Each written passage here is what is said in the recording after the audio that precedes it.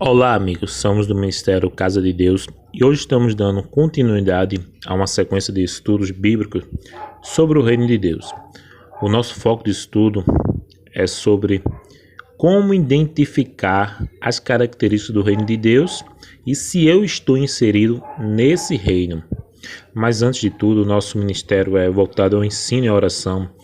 Vamos fazer uma oração ao Deus Santo, Poderoso, Justo, Perfeito e Fiel, para que Ele possa estar nos abençoando e, através do seu Santo Espírito, dando conhecimento bíblico do Evangelho puro e verdadeiro. Oremos assim: Deus Santo, Justo, Perfeito e Fiel, tem misericórdia de mim, tem misericórdia da minha vida, porque eu sou um pecador, sou miserável, falho, pobre, perfeito.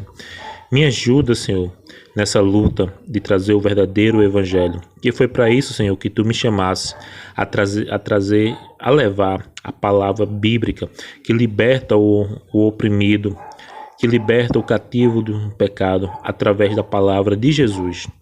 Protege a minha família das investidas do maligno. Protege a família de todos que estão ouvindo essa mensagem, de todos que vão ouvir e daqueles que nunca ouvirão essa mensagem. Porque Tu ama a Tua criação, Tu os protege, livra, ensina o caminho da verdade. Protege meu filho, protege a minha casa, protege a igreja que eu faço parte, os pastores, a todos. É o que eu te peço, te agradeço, em nome do Senhor Jesus. Amém. Vamos dar continuidade a uma sequência de estudos sobre o Reino de Deus. E os nossos textos base que vamos ler é Mateus 6,33 e o Salmo, capítulo 1, verso 2 e 3. Em Mateus 6,33 diz assim: Mas buscai primeiro o reino de Deus e a sua justiça, e todas essas coisas vos serão acrescentadas. Qual é a nossa dificuldade hoje, das igrejas que eu fiz parte, de pregar sobre o reino de Deus? A maior parte das igrejas que eu conheço, que eu sou cristão, conhecedor de causa, estou dizendo algo que eu conheço e vivi por bastante tempo, é que as igrejas, elas informam, sim, sobre o reino de Deus. Porém, ela não prega de forma detalhada o reino de Deus. Os pastores, eles não estão muito preocupados de pregar o reino de Deus. E nessa contrapartida, há os maus pastores, aqueles que são criminosos, falsos profetas, que usam essa falha para enganar pessoas. E qual é um engano muito típico dessas falsas igrejas? É a prosperidade. A Bíblia fala sim da prosperidade, mas a Bíblia não fala da prosperidade como eles estão dizendo. Vou ser bem claro. A Bíblia fala sim da prosperidade, mas a Bíblia não fala da prosperidade como eles estão dizendo. Em Mateus 6,33 diz: Mas buscai primeiro o reino de Deus e sua justiça, e todas essas coisas vos serão acrescentadas. No livro de Salmos, capítulo 1, verso 2, diz assim: Antes tem o seu prazer na lei do Senhor, e na sua lei medita dia e noite, pois será como a árvore plantada junto a ribeiros de água, a qual dá o seu fruto na estação própria, cujas folhas não caem, e tudo quanto fizer prosperar. O que é que o salmista está dizendo? Um cristão, uma pessoa que crê em Jesus, ele tem que ter alguns ideais na sua vida. E um dos primeiros ideais, dos vários que a fé cristã mostra para o seu filho, é o conhecimento bíblico. Nada que você possa fazer, vá fazer pela base da ignorância. Você precisa conhecer na Bíblia se aquilo que você está fazendo é aprovado ou não aprovado por Deus. Você precisa saber a oração que Deus se agrada, que seu Deus escuta, e a oração que Deus não escuta. Você precisa saber quais são os critérios que Deus escuta a oração, o que é que a pessoa precisa fazer, o que é que a pessoa não precisa fazer. Mas pela ignorância que os líderes religiosos, muitos deles, levam as pessoas, ele faz com que o ser humano vive uma vida miserável, dando um escândalo, mau testemunho e levando. Eles também não são só culpados, o culpado também é a pessoa que não quer procurar conhecimento.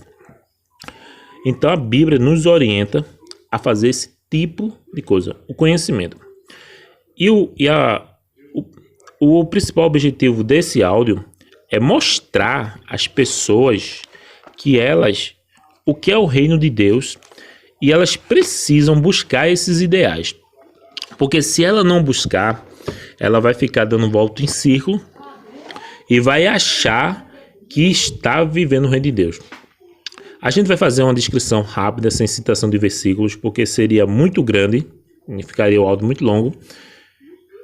E a gente vai dizer assim: o reino de Deus é um governo regido por Deus, é uma teocracia.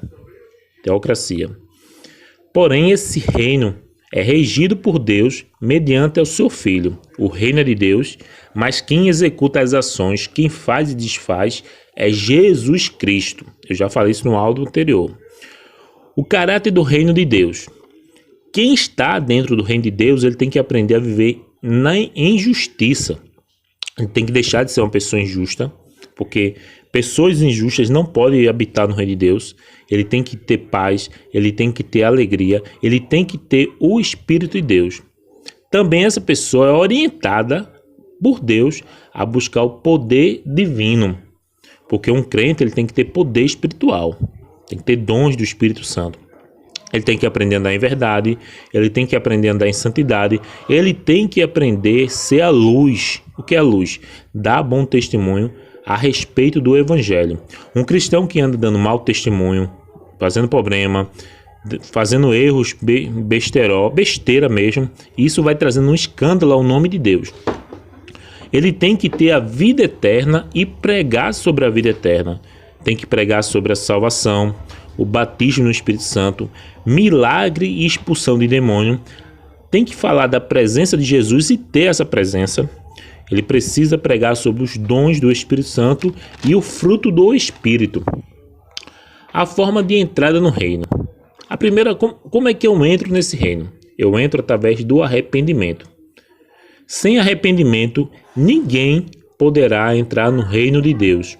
Uma das primeiras coisas que Jesus pregava dizia: arrependa-se porque é chegado o reino de Deus. Ele precisa ter humildade, a confissão de fé, o novo nascimento e uma união com Cristo. Essas são as formas de entrada no reino. A característica dos membros do reino são filhos de Deus, fé e obediência, vida eterna, andar na luz, dedicados à verdade, forasteiros no mundo, viver no Espírito, humildade e simplicidade e viver em retidão. Essas são as características do Filho de Deus que está no reino. Uma característica de forasteiro. Nós moramos no planeta Terra, sob um governo maligno. O mundo, o planeta, é regido pela a oposição de Satanás e somos oprimidos por ele, mas não amamos, não apoiamos, e o nosso sonho é estar com Deus no céu. Então nós somos um forasteiro aqui nessa terra, apenas cumprindo uma ordem divina, esperando que Deus nos chame. Quando Deus nos chamar, nós vamos, o crente que é de Deus, né? Vai embora com um hino e dando glória a Deus. Característica dos membros do reino, continuação, é mansidão e submissão.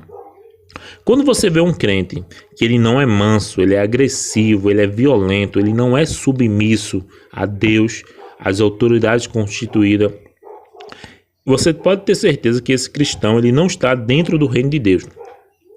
Ele tem a liberdade em Cristo. Aí é uma coisa bem mais séria.